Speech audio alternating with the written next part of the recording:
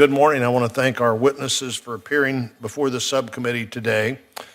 In the next few years, as we continue to confront difficult spending choices, we really have to continue, in my view, to firmly establish our federal commitment to the National Institute of Health. Since its founding, the NIH has funded research to raise life expectancy, to lower health care costs, and to improve the quality of life for all Americans.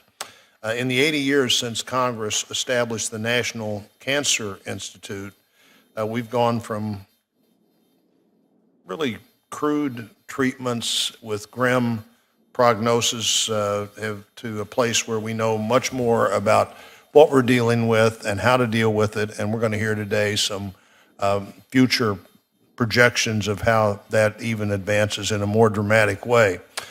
Since the 1940s, the rate of cardiovascular deaths have dropped 60%, thanks to effective treatments, a lot of which involved NIH-funded research.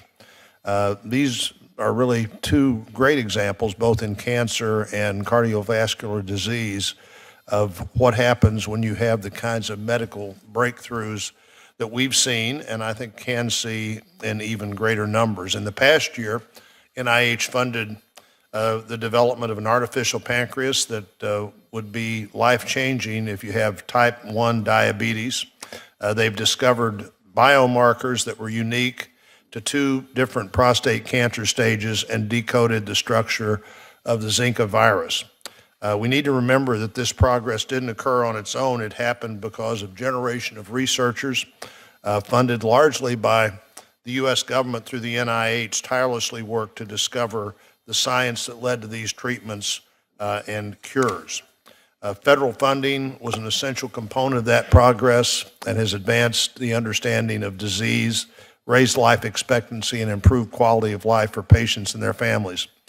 Last year, for the first time in over a decade, the Labor HHS Appropriations Bill significantly increased funding for NIH. This $2 billion increase allowed the NIH to fund 1,147 more grants nationwide than they would have funded otherwise.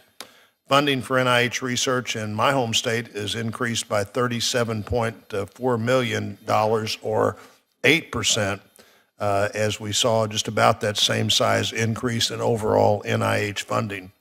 Consistent, sustained increases in funding are critical for biomedical researchers as they undertake the complex multi-year studies necessary to pursue new treatments. It's also they're also essential if we're going to encourage young researchers, and we're going to hear some about that today as well, to really believe that they can and will be able to make a real difference in research.